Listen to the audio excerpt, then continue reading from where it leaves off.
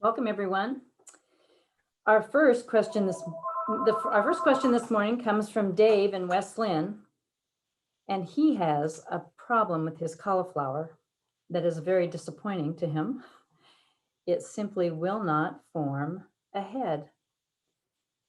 It's probably not an uncommon problem this summer. The hot weather was difficult, and this is how his cauliflower looks. No heads, as you can see. In our region, cauliflower varieties come in several types. There's early or summer type, later winter type, and overwintering type. Cauliflower is a cool season vegetable. It does not like hot temperatures. I mean, ideally 58 to 68 during the day is just about perfect for it. I'm gonna guess heat was the big problem, but there are a couple other things that can trouble cauliflower, particularly nutrients. It really needs potassium to set those heads. And so nitrogen and potassium in the soil will really help develop a head. The growth period of each of these types of cauliflower varies depending on the type. So we recommend that this next summer, you choose a seed type that you think will be successful. Be sure and fertilize your soil and make sure that you keep it moist, not soaking wet, but moist with mulch around it so that none of it dries out, and you should have successful growth of cauliflower. On to Jane. Okay, thank you, Cheryl. All right, we had a question about crop rotation, and this is the photo of the lady that sent in this question. She has raised beds and she wanted to know how she needs to rotate her crops next year. So in a home vegetable garden, crop rotation involves changing the planting location of vegetables within the garden season each year. It's a good idea to rotate your crops every year as much as possible, just given your space limitations. Crop rotation is used to reduce the damage from insect pests and to limit the development of vegetable diseases and also to manage soil fertility. In general, you want to avoid planting crops from the same family. In order to do this, you have to know which vegetables belong in which families. There's an OSU publication called Growing Vegetables in Oregon, and there's also a WSU publication called Crop Rotation in the Home Vegetable Gardens, and both of these are very good resources for that. This client mentioned also that she grew corn, tomatoes, squash, greens, cauliflower, and onions this year, and wants to know how to rotate them for next year. Well, luckily, none of the crops that she grew this year are in the same family, so she's not going to have a problem switching them around. She also mentioned that part of her garden area is in the shade, and there are some vegetables such as lettuce and greens and root vegetables that don't need as much sun. So she will need to be sure that when she does rotate her crops, she's taking advantage of the sunshine for those vegetables that need more sun. Okay, back to you, Cheryl. Thanks, Jane. Okay, Sherry has this beautiful Schefflera growing outside her home, and it is plagued with spots all over the leaves, particularly on the underside.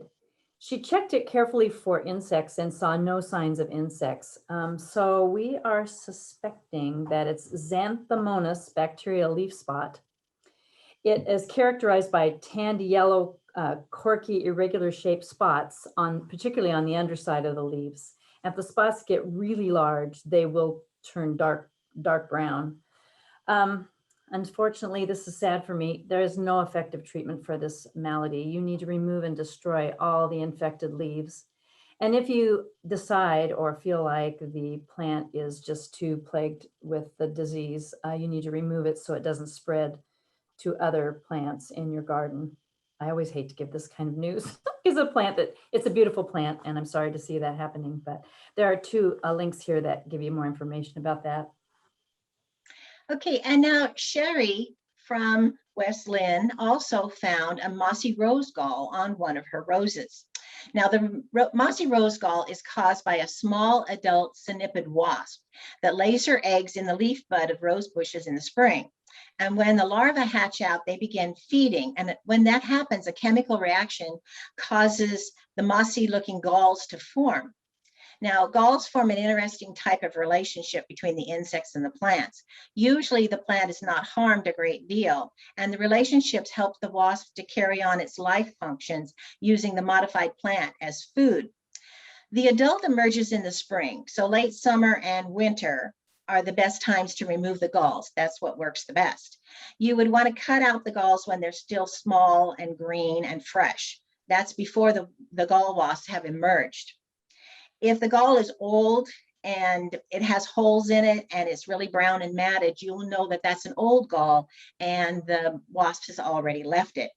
If you find a fresh green one and you want to know what a synipid wasp looks like, you might want to put the gall wasp, the whole gall, into a jar and let it do its thing, and then the wasp will emerge later. So that would be a really fun experiment. Okay, Cheryl? That does sound interesting. All right, Sherry. Sherry has this lovely Formium or New Zealand flax, and it has powdery white stuff on it, as you can see from the picture. On the upper part of the leaves and then down by the base is particularly sticky and gooey. You might think, oh gosh, powdery mildew. No, unfortunately it isn't powdery mildew. This is actually mealybugs. They're a sucking insect, a lot like whitefly or aphid. They're very much known to attack Formium. And when they congregate together, they look powdery or cottony. So if you touch them, it almost like flakes off. But where they go potty and poop and their frass is all sticky and gummy, particularly at the base of the plant, it's very difficult to remove. And the architecture of the plant itself makes it hard to treat this. You can use insecticidal soap or neem oil, but you have to be consistent and persistent if you're going to get rid of them, because there's a lot of vegetation to apply the product to. Good luck. I hope you don't lose it. It's a beautiful plant. Okay, Becky from Oregon City found a beautiful spider in her dahlias, and she was wondering what it was and what she should do about it. Now, the spider that she found is called an Argyopy, or a black and yellow garden spider. This is an orb weaving spider, and it's very common in the United States. And this spider particularly is really good at catching insects. You can tell that this is a female because of her size. The male spiders are much smaller and they're never as showy as the females. Now, the Argyopy have a very unique web.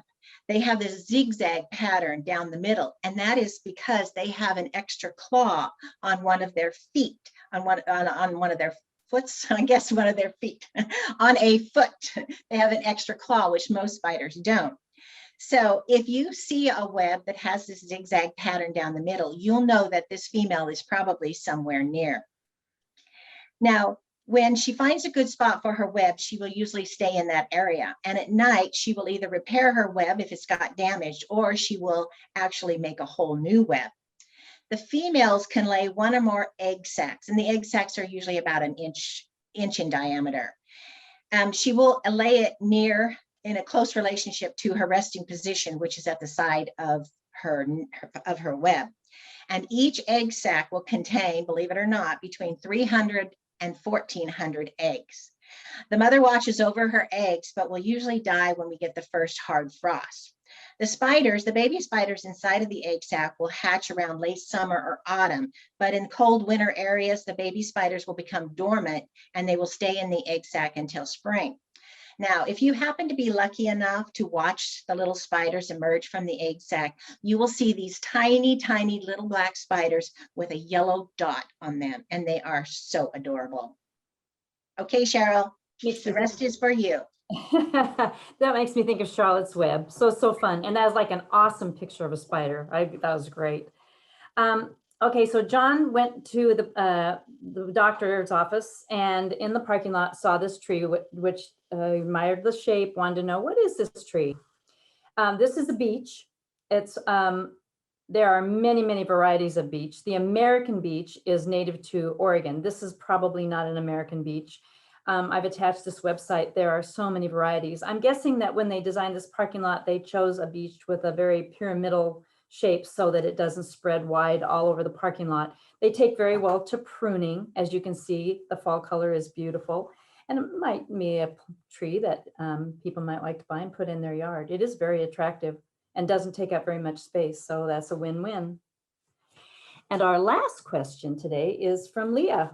And she has a house next door to her that is being torn down, and they've offered her the 8 roses that are on the property, very mature, beautiful roses. And she wants to know how she can best transplant these roses. Well, she's really lucky weather-wise. It's recommended that you wait until it's a little bit cool. Ideally, when you transplant roses, you do it so when it's dormant, but that's not possible. So I'm sure the builder would like her to remove them before they go dormant. So she can do it easily now. She does need to prune out any dead, crossed over branches, and maybe prune down enough so that she can easily move the plant. She needs to dig a hole on the site where she wishes to place it first. Unfortunately, due to jumping worm issues that we've had in the Clackamas County and in the Willamette Valley, it's not recommended that she transport the soil in a root ball.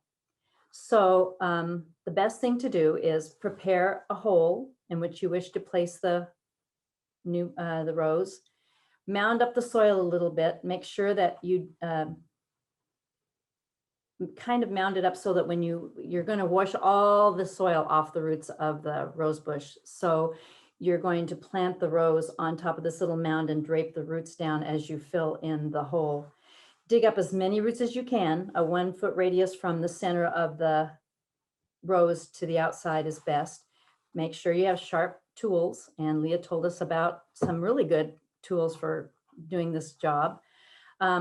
Make sure you rinse off all the soil and don't see any signs of jumping worm. And I did attach some, jumping worm did come into the US from Asia in the 20s for fishing purposes and on soil.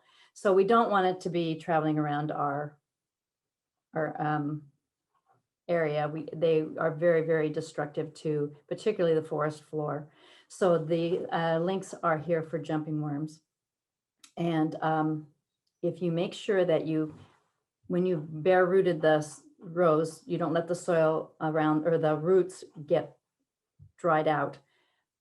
Put the rose into the mound, draping the roots over, backfill it with excavated soil.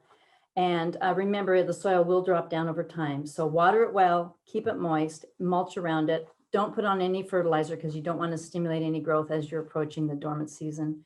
So you should have some beautiful new roses to add to your garden. And that's all we have for today, guys. We hope we see you next week for choosing the right tree for your home garden. Please check out our gardening resources at these links, and we'll see you next Saturday.